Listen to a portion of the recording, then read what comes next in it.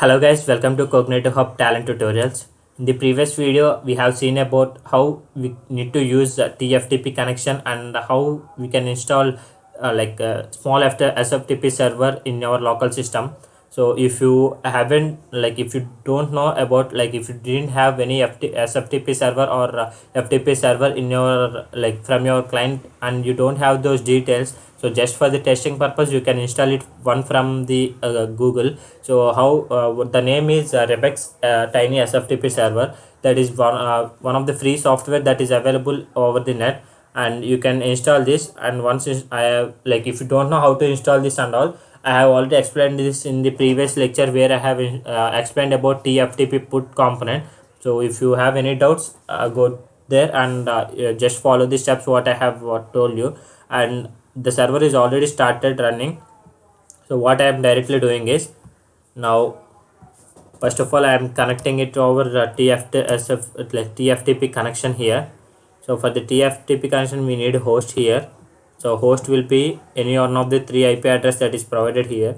One is I am just copying the first one, and host is there, and port is 22, and here that username is tester. And as I already mentioned, this is for the testing purpose. This is not the any official FTP server. And if you have any official credentials, please use that by just following the steps that I am using here for the FTP components. And I'm clicking the SFTP support here. So that's it. This is all about the TFTP connection. And the next component, what in this video, the main scenario that I want to do is I want to retrieve the files from from the remote system to the local system. So TFTP get.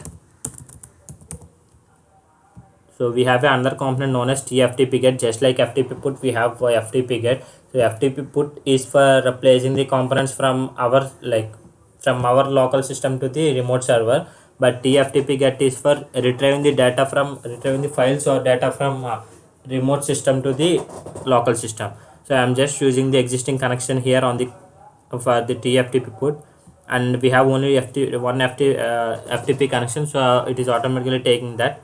So here also it is asking for the local directory and remote directory, just like how we have used TFTP get.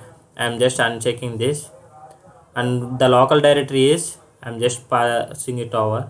So I'm in the local directory, I'm just keeping this, and within that I am clicking one more folder as Subbu or from remote slash, and in the remote directory what are the files that we have is slash Subbu, because until slash it will come till the data folder, and then after that we have a Subbu folder there.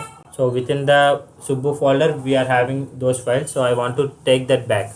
So that is why I am mentioning it as Subbu folder. And file mask is, so first of all I want to illustrate you with one file, and later on I want to go for all the files. So for one file what I want to do is, so I want to copy only the denormalize underscore file dot txt file from the remote system to the local one. So this is how you need to configure. Like if you know what is the exact file name, you can directly copy it over here. If you don't know about that, I will explain it later. So I am running it. So if you check this, in the local system we didn't have any folder named as from remote, so it will create it now. Yeah, it is done. Now if you open this, it is created now from remote. So if you click this, only the denormalized file will be here. And now what I am doing here is, so suppose if we have flow to iterate is there, and what I am doing is, or we can do one thing, whatever the files which are having underscore file as the ending part, I am copying only those files. So for that what I need to do is, you need to just change the regular expression over here. So I want underscore file dot txt, and before that whatever it may be, I want to retrieve those files. So I am saving it now. So previously we just have denormalized underscore file dot txt, but now if you observe this, we will be having all Oh, let me check whether yeah, it is done. And if you open, so total we have three files starting like ending with underscore file dot txt. So those are nothing but positional underscore file, normalize underscore file, and denormalize underscore file. So now these are the three files that we have now. And suppose if you don't want this, and if you want all the files at a time, like if you want to retrieve all files from the remote system to the from remote to local system, then you can do that. And also I want to move to the current directory, and I'm moving the complete thing. So before going to that, I want to illustrate you this thing. So the main system was here, inside the data folder is there, and Subbu. So we have all the folders here, sorry, we have all the files here. So previously we are not checking the move to the current directory, but now we have checked that. So let us see what is the difference between that. So I am running this,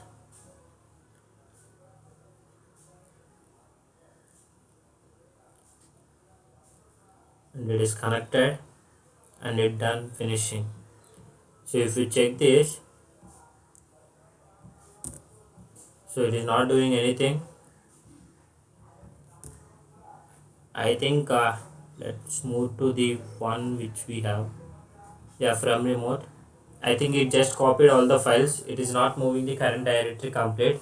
So it is whatever the files we have, all the files is there in the local file, the local path. That is nothing but the from remote directory. So this is how you need to retrieve the files from the remote system to the local system using the FTP components and FTP configurations. So this is all about a FTP get component. And in the coming video, I am going to explain about how we can delete as well as how we can rename and how we can truncate in all one in like all these components in just one video. Okay guys, that's all for this video.